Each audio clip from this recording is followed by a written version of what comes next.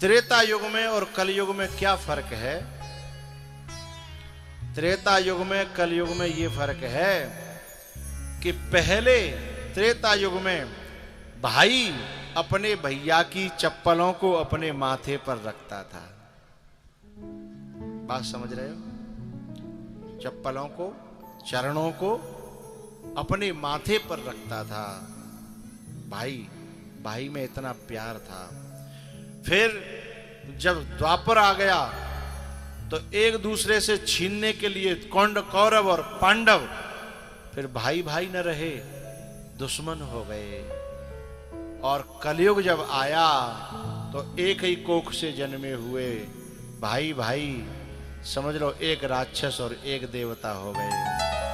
तो ये कलयुग में और त्रेता युग में फर्क है। तो जिनके घर में आज भी भाई राम लक्ष्मण की तरह हैं, तो समझना उस घर में आज भी त्रेता युग और सतयुग है, वहां कलयुग नहीं है, भगवान की कृपा है।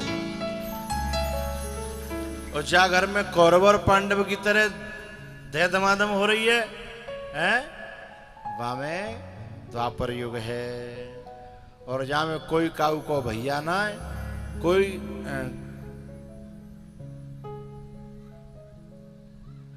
बाप बड़ो ना भैया और सबते बड़ो रुपया, समझ लो वहां कलयुग है।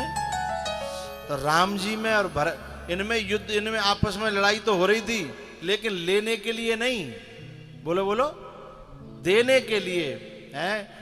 भरत कह रहे हैं कि गद्दी तुम्हारी है और राम कह रहे हैं कि भरत गद्दी तुम्हारी है। ऐसी लड़ाई जिस घर में हो उसमें देवता भी माथा झुका करके शीश नवाते हैं, उसके देहरी की धूल लेते हैं माथे पर लगाने के लिए है। ऐसे भैया आपस में ये शिक्षा देती है हमें राम कथा चित्रकूट की। अच्छा एक बात बताऊं, भैया एक है जाए तो सबसे ज्यादा खुशी कौन किसको होती है? माँ और पिता को।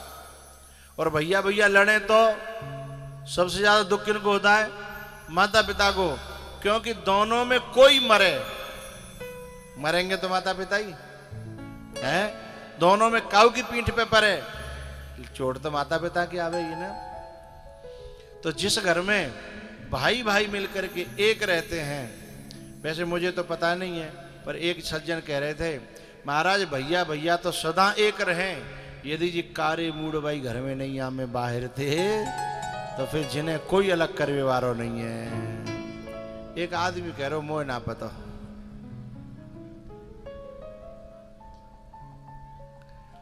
तो मैंने कि भैया वो कारे मूड भाई का जबरदस्ती करते हैं, लड़ाई के काम करते हैं? बोले कुछ पूछो मत क्या करती हैं। तो भैया तुम हंस रहे हो, जाको मतलब कुछ मामलो गड़बड़े दारे में कार है। लेकिन हाँ, जिस घर में एकता है तो इसका मतलब है कि उस घर में अच्छे खानदान की बहुएं आई हैं, तभी एकता है, और नहीं तो मामला बिगड़ जाता है। यदि घर में एकता है तो उसमें भाई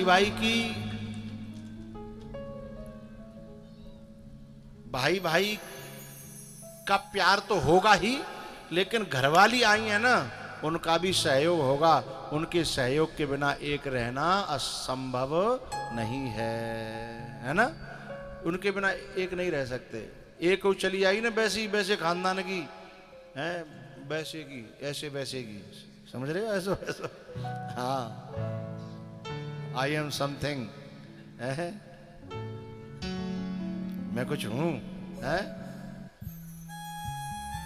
I am minded, I am intelligent, I am, जिसमें आई एम भरा है ना, है मामला गड़बड़ है।